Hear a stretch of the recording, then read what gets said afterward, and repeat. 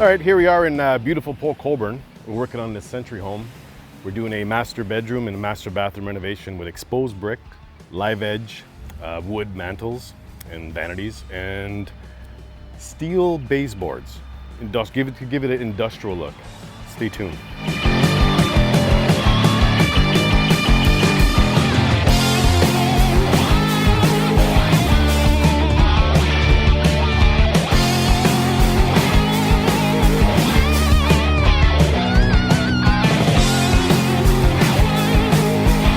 Severi's gonna bend the metal to go in here and out.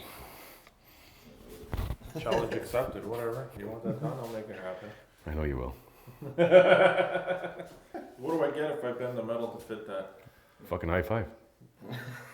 Wow. I don't understand. What do you want? You get a high five. To get one from me is fucking. It's like Paul Newman. I've already got the high five from you. It's like playing pool with Paul Newman.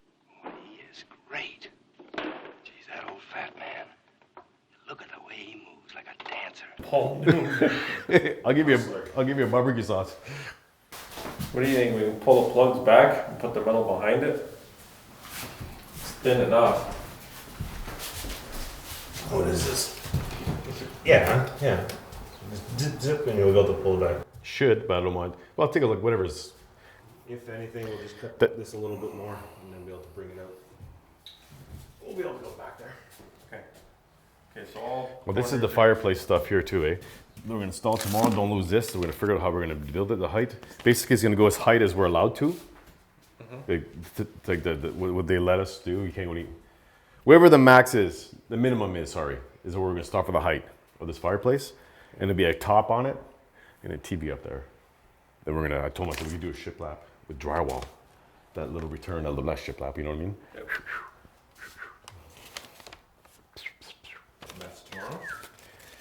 Yep. So this is just the base, and then we got to frame the outside. Is it like an insert, or is it just one unit? It's an insert. It's gonna sit there. We frame around it. But we'll be here too tomorrow. Those pipes getting painted too? Yep. Yep. I want to keep this black exposed. Fireplace will probably be this high here. We'll make this black. Make it a flat though. I don't want no fucking high gloss black. This would be all exposed black. This is exposed black. Okay. We got the trim down there. Does these little escutcheons come down or what? Yeah. Oh, okay, yeah. So we'll get them black too.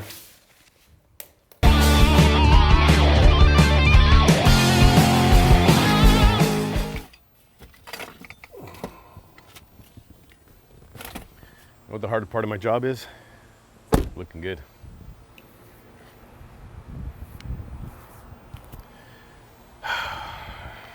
Contractor life.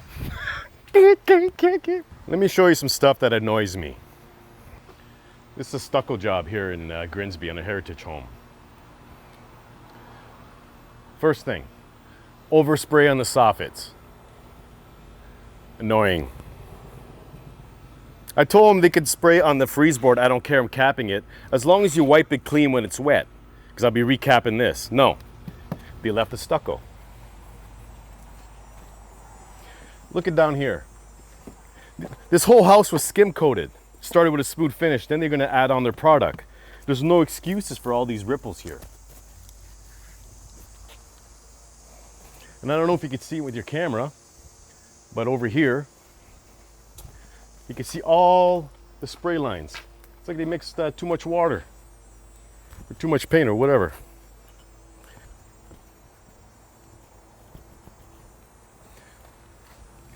Hard to see from here, but you see this little bump out window? No stucco on top. Look at the door. It's overrated. Don't need any there, I guess, eh?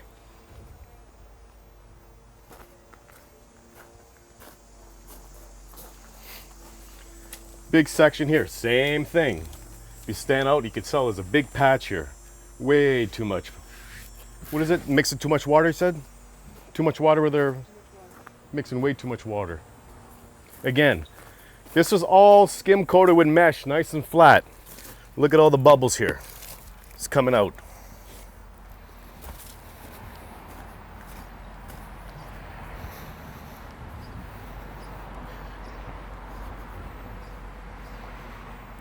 Yeah, sorry we pulled the light down.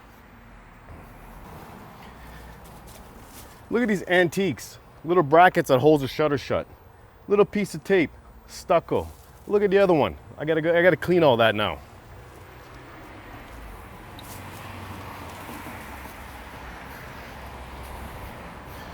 Look at the dogs. You won't even make eye contact with me. They're so pissed off.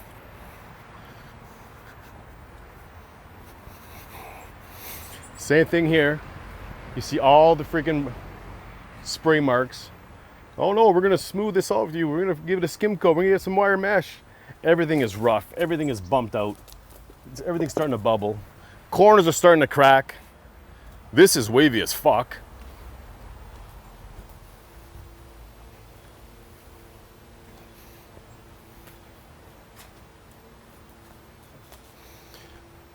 What was wrong with this wall here? Again, too much, you can see all the spray marks going all up and down. Inside corners are still starting to crack already. All the way up there. This is only a few weeks old. Look at all the overspray, all on top of the feet. We're gonna tape everything up, poly everything up.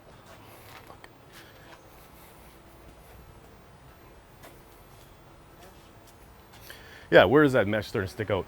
Way too much water. Look at this big section here. Just fucking too much paint.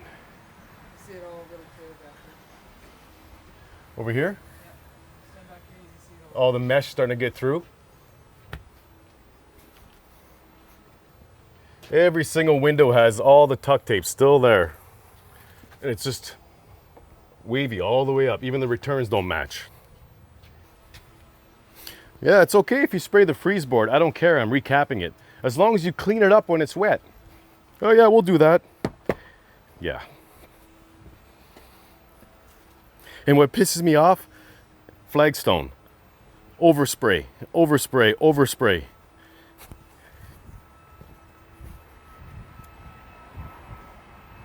Look. All this paint and stucco on their flagstones. This is one of their heritage homes in town here.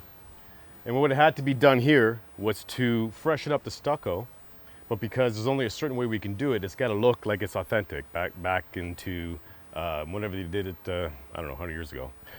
The guy I want to use, that we usually use, very highly recommended, he had an illness in his family, so we couldn't use him, but I didn't want the client down, so I wanted to find someone.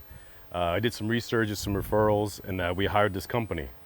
I'm not going to mention no names in this video because I ain't no rat, but hiring this company was a huge mistake.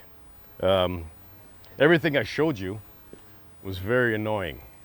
I'm also angry, but that's just annoying. I'll explain to you in a minute why I'm angry. But this is what it was. I'll tell you a little story. Basically, it's an $18,000 job. I paid him, I don't know, $8,300 down the day I met him. And it was a balance of $10,000 when he's done. Now he left it, what I just showed you, this is how he left it. And he's asking for the balance. Now I'm willing to pay him the balance if he comes and finishes it. But now he was trying to say that, I don't think you're gonna pay me, so I'll come and finish it if you prepay me what you owe me and I void all warranty on the job. That was his option A. Option B was, you pay me an extra $2,000 to cover my costs, which brings it to $10,000, and I walk away. Or was option C. We don't do nothing, I put a lien on your client's home, and I take you to court. Now this is ridiculous. Like, you're gonna put a lien on somebody's house after you leave the mess you did. I don't know, man, I'm speechless actually. Basically, I took option B. I gave him $2,000 to walk away for a total of $10,000 because his net worth value of his company apparently is $2,000 and mine is way more than that. So for $2,000 I paid him. So basically I'm down $10,000. Now my friend he's back in business now. He's gonna come and do it. So it's $18,000 for this project. I paid out 10 to be redone, and I gotta probably pay another 15, 18 to do it right. Now, I'm still annoyed. Let me tell you what angers me. What angers me is that in his mission statement, this guy keeps talking about integrity. Hire us, we have integrity. We'll do everything to make the client happy. We'll bend over backwards. I have a reputation here. I've been doing this 22 years. I said, dude, you're 25 years old. How you been doing it for 22 years? It's been in a family for 22 years. We'll do whatever it takes, integrity. That part angers me, the integrity. Would anybody with integrity leave this mess here? Would anybody with integrity call my client has mental problems? It's the client's fault. So that was his comeback. It's the client's fault for not being happy, and it's your fault because you're probably not going to pay me. I'm like, dude, thousands and thousands of guys like you. Many times I pay early. All the time I pay on time as much as I can. Sometimes I pay late. I've always pay. And what makes you so special, punk, that I'm not going to pay you? You come back and finish your work and I'm going to pay you. That's what angers me, the integrity. The second thing that really angers me, which could be silly, is that he grabbed the ladder from my client's ladder for his work and got stucco all over it. And he thinks it's not a big deal. Basically, at the end of the day, I'm going to pay twice for this. The customer is happy. My reputation stays intact. This piece of crap is, I don't know what he is. So he can do what he want. Yeah.